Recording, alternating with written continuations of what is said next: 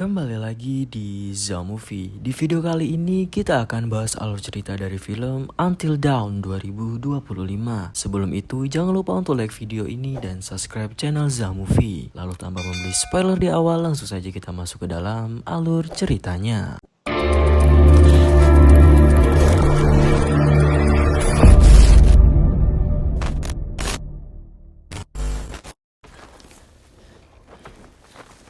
Film diawali dengan seorang gadis bernama Melanie yang ketakutan berusaha melarikan diri dari kejaran makhluk misterius yang mengejarnya. Lalu ia berhasil menemukan jalan keluar. Namun sosok bertopeng muncul di hadapannya. Melanie memohon agar sosok itu tidak lagi membunuhnya. Akan tetapi, tanpa belas kasih, sosok itu mengayunkan kampak memastikan kematian Melanie. Lalu film pun dimulai. Lalu scene berpindah ke 1 tahun kemudian, di mana kita diperlihatkan kepada saudara perempuan Melanie bernama Clover. Yang saat itu ia sedang bersama Max, Megan, Nina, dan Epps sedang dalam perjalanan bermobil untuk mencari keberadaan Melanie yang diyakini Clover masih hidup. She's missing, not dead. No, yeah. Sekian lama berjalan, mereka pun berhenti di sebuah toko kecil. Lalu bersama-sama mereka memutar video kiriman Melanie sebelumnya, di mana Melanie mengungkapkan bahwa dia tidak bisa lagi tinggal di rumah setelah ibu mereka meninggal. Lalu video itu direkam Melanie tepat di halaman toko di hadapan mereka. And I know it's not an easy decision, but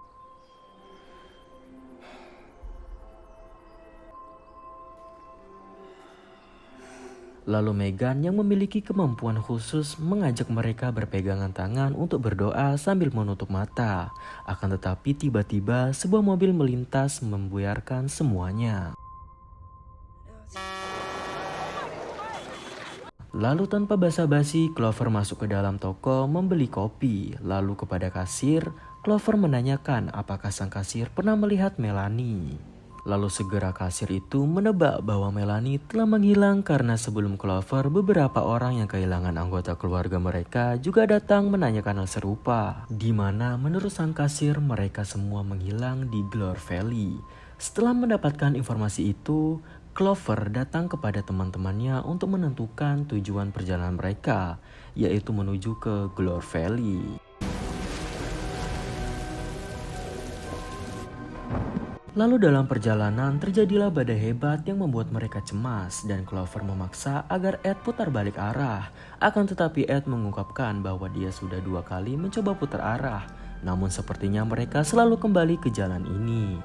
Lalu di tengah perdebatan itu, tiba-tiba mereka sampai di halaman rumah yang aneh. Hujan sama sekali tidak turun di area itu. Mereka pun berhenti dan keluar dari mobil, lalu melihat langit gelap dan badai yang masih melanda di area sekeliling mereka, namun tidak dengan di rumah itu. Lalu di halaman, Megan melihat sebuah makam yang membuatnya mulai merasa tidak nyaman. That one. Great. Saat itu teman-temannya masuk ke dalam rumah untuk mencari bantuan. Sementara Clover mendekati batas di mana kabut tebal dan hujan masih turun di hadapannya. Namun tiba-tiba dia mendengar panggilan, lalu melihat bayangan Melanie dari balik kabut. Lalu setelah itu Clover segera masuk ke dalam badai. Namun untungnya Max yang melihat segera menjemput dan menariknya keluar. Clover! Sementara itu, yang lain memeriksa rumah kosong tersebut yang ternyata sudah ditinggal sejak Oktober tahun 98. Lalu di toilet, Megan menyadari bahwa air tidak mengalir. Sementara Ebb, dia mulai merekam dan kemudian menemukan banyak poster orang hilang yang tertempel. Ketika dia mulai menyobek, Ebb cukup kaget saat melihat poster Melanie juga tertempel di sana.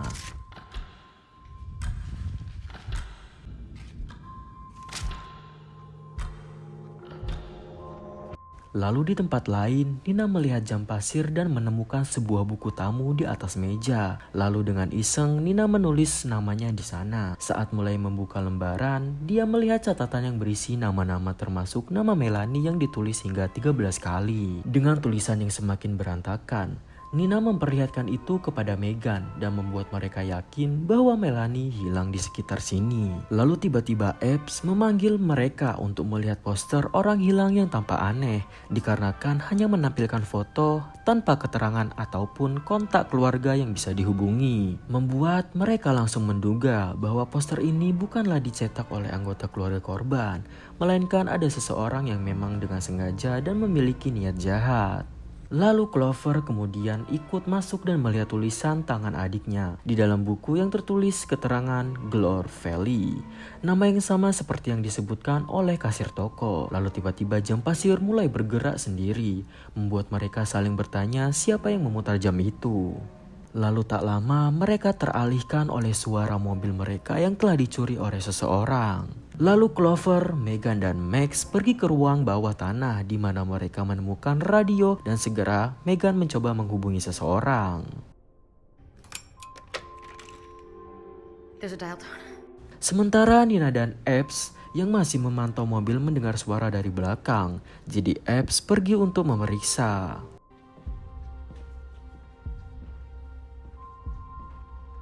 Beberapa kali Nina memanggil Epps, namun dia tidak mendapatkan jawaban dari Epps. Lalu kemudian Nina perlahan berjalan ke belakang.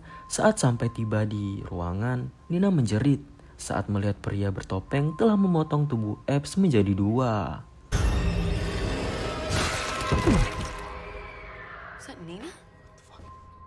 Lalu teriakan itu terdengar oleh Clover, Max dan Megan. Jadi Max segera naik memeriksa dan menemukan Nina juga telah tewas. Dengan cepat dia pun kembali membawa Clover dan Megan bersembunyi. Lalu ketika pria bertopeng itu mendekat, Max menyerangnya. Namun serangan itu tidak berarti apa-apa. Lalu kemudian pria itu menusuknya dengan benda tajam ke mata Max. Megan yang melihat kejadian itu dari dalam lemari gemetar ketakutan. Lalu tak lama dia pun ditarik keluar oleh pria tersebut dan Megan dipukuli hingga tewas. Lalu Clover sempat menusuknya dari belakang. Namun itu hanya membuat sang pria menjadi semakin marah dan terus mengejarnya. Lalu Clover melarikan diri sampai terhenti di batas area berkabut, di mana dia melihat Melanie tetapi tombak menghentikan semua harapan dan perjuangannya. Dan akhir yang tragis bagi Clover, dia mati di tangan pembunuh sebelum sempat mencapai tujuannya. Lalu tak lama kemudian pasir di dalam botol habis, lalu mesin bergerak membalik botol dan keanehan pun segera terjadi, di mana Nina kembali terbangun saat menulis nama untuk yang kedua kalinya di buku tamu. Begitu juga dengan Megan di toilet. Clover dan Max semua berada di posisi awal mereka.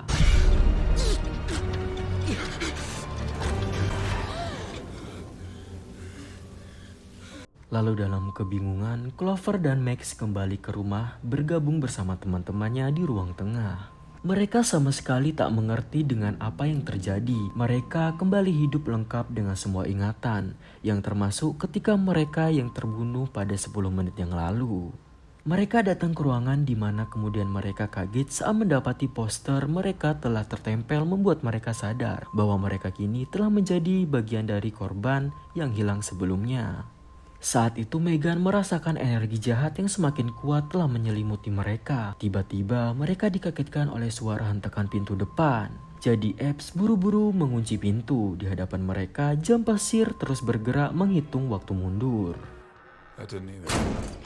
Oh, fuck.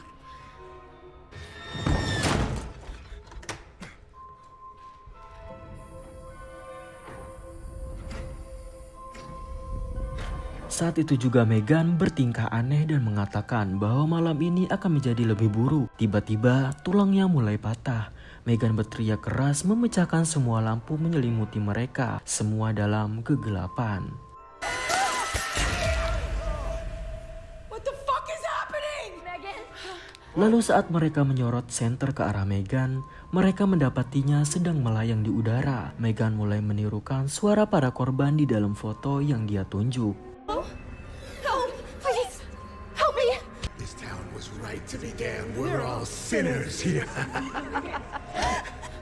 Lalu sesaat kemudian dia tersadar, berpesan agar jangan membiarkannya masuk. Lalu lehernya patah dan Megan tumbang di hadapan mereka.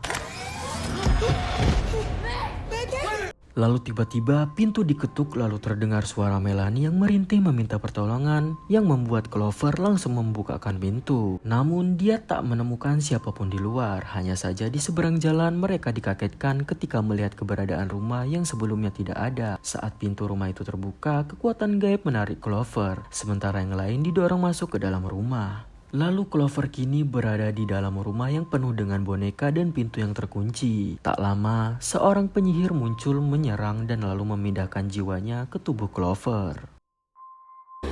Suffer until hell opens up and swallows you. Saat pintu rumah terbuka, Max datang untuk menyelamatkan Clover. Sementara Nina dan Epps mereka mencoba kabur dengan mobil, namun sosok besar menghalangi laju mobil mereka. Saat mereka mencoba keluar, seseorang menghabisi keduanya satu persatu.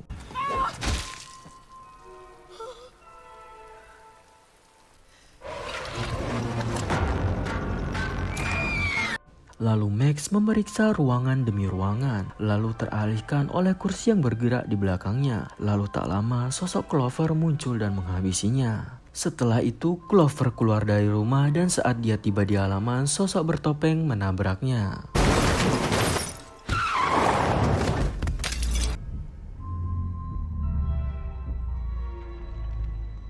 Jam pasir kembali bergerak memulai semuanya dari awal. Dari hari ketiga, Clover dan Max melihat tangki air sudah berdiri. Sementara Megan mendapati rambutnya mulai rontok.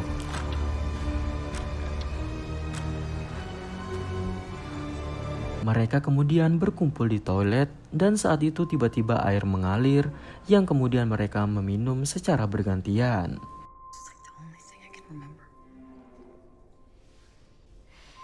The good news is I think this means there's a way out.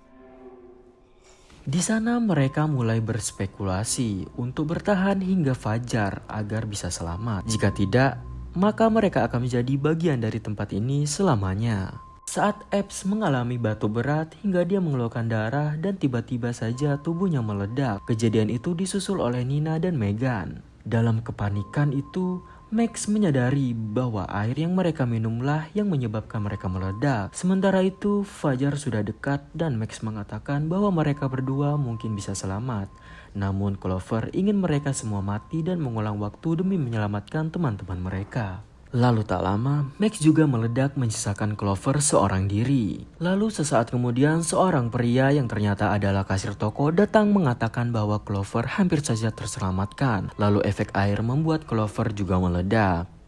Made it. Almost, but not quite. Lalu hari baru di kesempatan keempat pun kembali dimulai. Kali ini Mega dan Nina menemukan gigi baru mulai tumbuh di mulut mereka, membuat mereka sadar bahwa mereka mulai berubah bentuk. Lalu Clover mulai membuka buku-buku yang ada di dalam rumah dan di sana dia menemukan identitas kasir toko yang sebenarnya adalah dokter yang bernama Ellen Hill. Dari berita koran diketahui bahwa 20 tahun yang lalu telah terjadi bencana akibat pengeboran tambang yang menghancurkan semua rumah di seluruh kota dan menyebabkan korban jiwa lebih dari 1.000 orang. Itulah mengapa di ruangan di lantai bawah terdapat sebuah jendela yang karena sebelum terjadi bencana ruangan itu sebenarnya berada di lantai atas. Lalu Dr. Ellen Hill adalah spesialis trauma dan dia dilibatkan untuk bekerja dengan para korban yang selamat. Dari rekaman diketahui bahwa Ellen telah menyalahgunakan wewenangnya dan memanfaatkan pasien untuk bereksperimen. Dia mengurung para pasiennya dalam kelaparan dan ketakutan ekstrim yang membuat mereka kehilangan akal sehat dan perlahan mulai berubah menjadi Wendigo. Di antara hari ke-11 sampai hari ke-13 yang mana tanpa itu kini mulai mereka rasakan. Lalu dari radio, Dr. Ellen mengatakan bahwa satu-satunya jalan keluar adalah dengan pengorbanan. Jika satu orang mengorbankan dirinya, maka 4 lainnya bisa hidup. Namun mereka semua menolak saran tersebut. Lalu kemudian Dr. Ellen meminta Clover pergi ke hutan untuk menemui dirinya dan Melanie. Demi memecahkan teka-teki, Clover pun pergi seorang diri. Meski kemudian Megan dan Max menyusul dari belakang. Nina yang merasa bahwa teman-temannya tak mungkin bisa selamat kemudian menusuk Epps. Lalu sosok bertopeng datang menghabisinya. What? Lalu sementara itu, Clover dia menginjak perangkap yang lalu menariknya masuk ke dalam goa. Di belakangnya, Megan dan Max berhadapan langsung dengan Wendigo. Lalu mereka pun segera melarikan diri. Namun Megan terjatuh dari pecahan kaca dan makhluk itu segera menyeretnya pergi. Lalu Max bergegas pergi sampai dia menemukan Clover. Lalu dari dalam goa keluar Melanie yang telah berubah mengejar mereka. Di tempat persembunyian, Clover yang menyadari bahwa Megan telah mati meminta Max membunuhnya untuk memulai kembali agar mereka dapat menyusun rencana lebih baik lagi. Jadi Max pun menghabisi Clover. Lalu dia meminum air hujan yang membuatnya meledak tepat di hadapan Wendigo Melanie. Lalu scene memperlihatkan hari ketika Melanie pergi dari rumah untuk memulai kehidupan baru setelah kematian ibu mereka. Sit here and waste away becoming something I'd... Lalu tiba-tiba Clover terbangun dan kali ini anehnya dia sudah berada di ruang tengah. Saat itu Epps merasakan perubahan drastis pada bentuk tubuhnya. Sementara yang lain merasa sebagian ingatan mereka telah hilang. Di mana mereka mengira bahwa mereka baru melewati 4 malam. Sampai Nina menunjukkan bukti bahwa dia sudah menulis nama di buku tamu sebanyak 13 kali. Yang berarti mereka telah melewati 13 malam. Dan dari catatan itu, tak pernah ada yang bertahan lebih dari 13 malam. Jadi Clover menyebut bahwa malam ini adalah kesempatan terakhir mereka untuk selamat. Saat membuka jendela, Clover melihat rumah-rumah lain sudah berdiri di sekitar. Lalu mereka menyadari bahwa Megan tidak bersama mereka lagi. Lalu kemudian Max membuka handphone dan menemukan rekaman yang sengaja mereka dokumentasikan yang memperlihatkan bagian kegagalan perjuangan mereka melewati malam demi malam. Di sana terekam saat Megan akan mengikuti Dr. Ellen memasuki pintu yang mengarah ke terowongan. Lalu tiba-tiba mereka mendengar suara.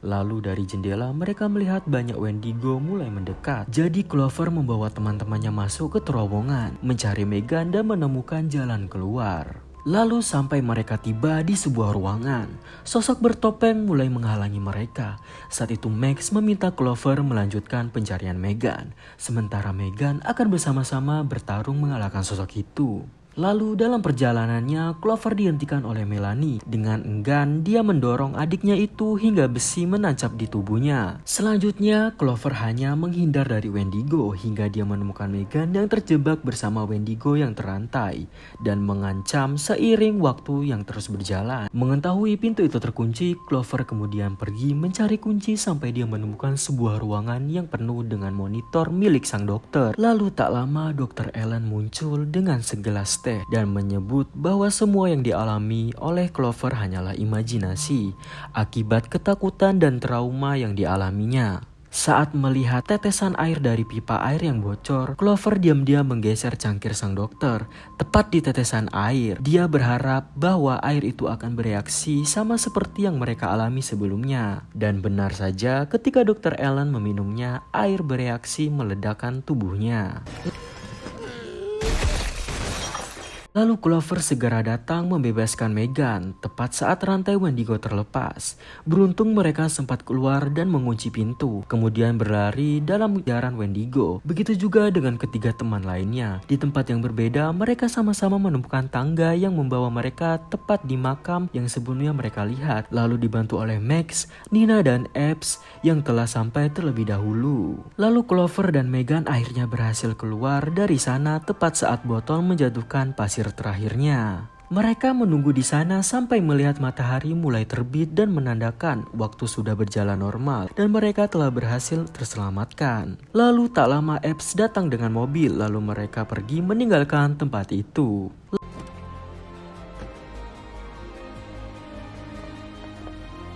Lalu beberapa minggu kemudian adegan memperlihatkan monitor di dalam sebuah ruangan sedang memantau sebuah mobil yang tiba di halaman rumah bersalju yang mengungkap bahwa Dr. Ellen masih hidup dan melanjutkan eksperimennya di tempat yang berbeda.